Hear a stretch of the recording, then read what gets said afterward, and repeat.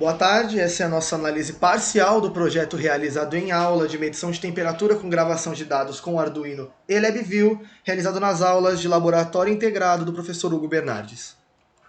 A primeira coisa que nós vamos falar é sobre a maneira que o circuito é feito e os diferentes tipos de termistor presentes no mercado. O termistor é um sensor resistível de temperatura que tem sua resistência modificada baseada na temperatura dos seus arredores. Essa mudança de resistência pode ser feita de duas maneiras. O tipo NTC, que com a diminuição da resistência com a elevação da temperatura. E o oposto ocorre com o tipo PTC, que com maior temperatura, maior a resistência. O tipo NTC é o mais comum e o mais barato, e que é usado nesse circuito. Para fazer a medição, é criado um divisor de tensão entre o termistor e um resistor, neste caso, foi utilizado de 10K, que é alimentado por 5 volts. Por ser utilizado o tipo NTC, cria uma relação entre o aumento da tensão no resistor e o aumento da temperatura. E a tensão que cai no resistor é a medida pelo Arduino. Bom, agora eu vou fazer uma breve análise do código. É um código bem simples, utilizado no Arduino, cerca de 23 linhas. Primeiramente, a gente tem a declaração de algumas variáveis que vão guardar valores como a resistência do resistor R1 que acompanha o termistor, constantes de Steinhardt informadas pelo fabricante, outras variáveis que vão armazenar outros cálculos, enfim. Primeiramente, é aberta a porta serial com o baud rate de 9600. Depois disso, entramos em um loop. Primeiramente é feita a medida da tensão que cai no resistor R1, lembrando que ela é sempre convertida para 10 bits, então ela vai de 0 a 1023 ao invés de 0 a 5 volts. Depois disso é feita uma conta para descobrir a resistência do termistor no momento da medição. Divide-se 1023, que é o valor máximo de tensão, pela medição. Esse valor subtrai-se 1 e multiplica-se por R1. Um exemplo de que isso funciona. Suponhamos que metade da tensão de 5 volts cai no termistor e outra metade cai no resistor. Para isso acontecer, sabemos que a resistência dos dois componentes, tanto do resistor quanto do termistor, devem ser iguais. Então R2 igual a R1. Então suponhamos que eu tenho 1023 dividido pela metade disso, que seria 511,5. Essa divisão vai dar 2. 2 menos 1, 1. 1 vezes R1, R1. R2 igual a R1. Isso mostra que essa conta funciona. Depois disso eu tenho a variável log R2, que vai receber o logaritmo neperiano de R2.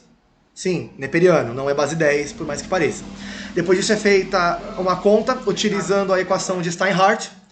E depois isso é convertido, porque essa temperatura é obtida em Kelvin. Isso é convertido para Celsius e para Fahrenheit. E é printado esse valor na serial como padrão. Temperatura 2 pontos, espaço temperatura em Fahrenheit, espaço F, um separador, que é um ponto e vírgula, espaço, temperatura em Celsius, espaço C, os bytes de terminação e depois um delay de meio segundo para que esse ciclo se repita. Então, quanto à comunicação serial do Arduino com o computador, nós temos em vista que é realizada através do LabVIEW.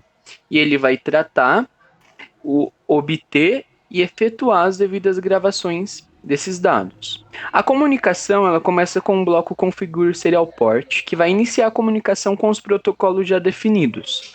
Depois disso, o buffer serial vai ser esvaziado, já que ele é utilizado por várias aplicações diferentes que podem aí deixar resíduos de dados. E aí todos os erros serão limpos para evitar um bug que faz logo que no primeiro ciclo de uso o sistema não funcione. E aí o sistema vai começar a ler o serial. Então, no estado ler serial, o sistema ele vai apagar os erros novamente para evitar um bug. E aí ele vai para um estado no qual vai esperar passar um período pré-determinado. No caso do Arduino, nós já temos ele definido de 500 milissegundos.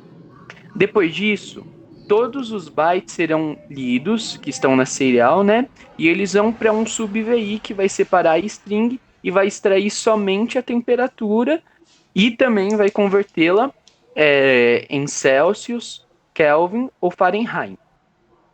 Essa temperatura ela vai para um chart, um mostrador em forma de termômetro e para uma variável global que também é um mostrador. Aí, caso o usuário tenha apertado o botão de parada, o sistema vai para a etapa fechar arquivo. Esse botão de parada ele funciona como um let, então ele mantém seu estado após pressionado e só muda se eu pressioná-lo novamente. Caso contrário, eu vou avaliar se o usuário apertou o botão para gravar. Caso ele tenha apertado, o sistema vai para o estado gravar. Do contrário, ele se mantém e repete todos os procedimentos do estado ler serial. Por fim, no estado fecha serial, que vem logo após o estado fecha arquivo, os erros de arquivo serão mostrados para o usuário. Tem um erro específico que ocorre quando o Arduino ele não está conectado no PC. E para isso há uma mensagem específica que avisa o usuário.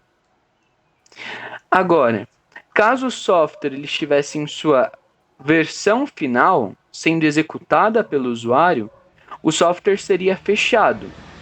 Como ele não está sendo executado num estado final na máquina do usuário como executável, para facilitar a vida então do programador, o software continua aberto e seus registradores de deslocamento voltam para a condição padrão e o loop é finalizado. Bom, muito obrigado. Essa foi a nossa análise. Esperamos ter esclarecido bem o que pretendíamos. Obrigado.